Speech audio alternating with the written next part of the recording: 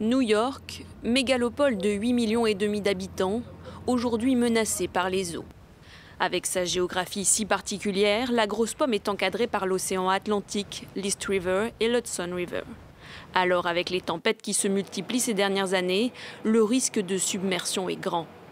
L'ouragan Sandy en 2012, mais aussi les tempêtes Ida et Henri cet été, ont ravagé des quartiers entiers de Manhattan et provoqué une réelle prise de conscience.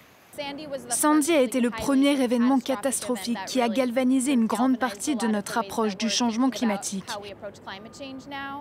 Et aujourd'hui, vous voyez le fruit de cette réflexion, qui sont tous ces projets très conséquents pour protéger les New-Yorkais.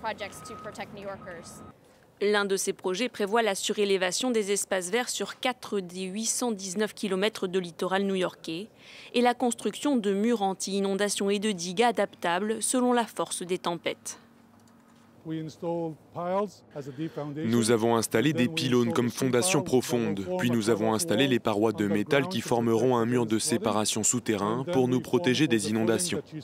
Et puis nous formons la fondation que vous pouvez voir. Et comme vous voyez dans la dernière section, nous coulons le béton, ce qui nous donnera un mur similaire à ce que vous voyez derrière moi. La construction du mur devrait s'achever à l'horizon 2026, alors que les dernières projections des experts climatiques estiment que le niveau de l'eau devrait monter de 20 à 75 cm d'ici 2050.